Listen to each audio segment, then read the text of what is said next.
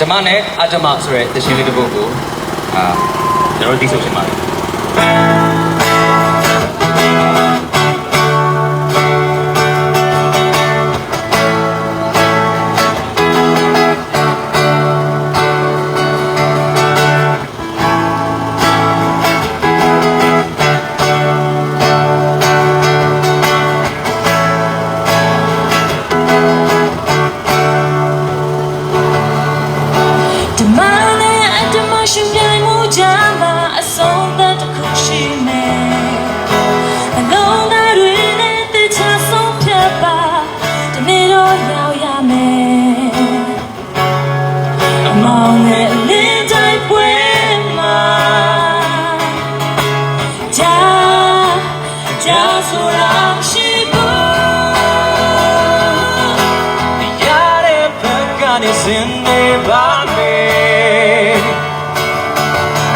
မောင်ကျူရဲ့ဆွမ်းအားတွေဘယ်လောက်ကြီးပါစေနောက်ဆုံးတော့လေးကသာနိုင်ရစမြဲပါယုံကြည်တယ်တစ်ပြန်မဝေးတော့ပါတေချာတယ်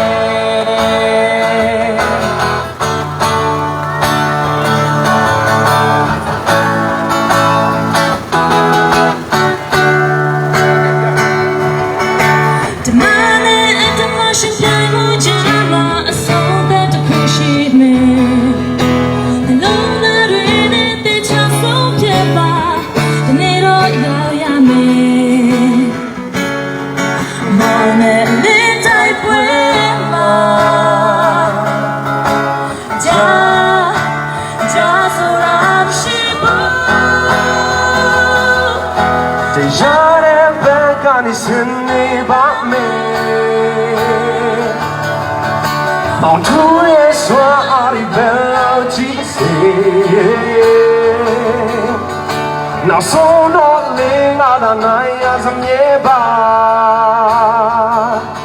ယုံကြည်တယ်မနဲ့ပြန်မဝေးတော့ပါ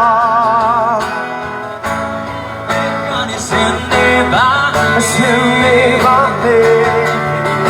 နောက်ဆုံးတော့လေးကသာနိုင်ရစမြဲပါ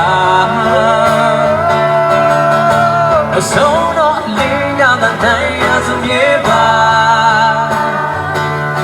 ယုံကြည်တယ်မနှက်ပြန်မဝေးတော့ပါတေချာ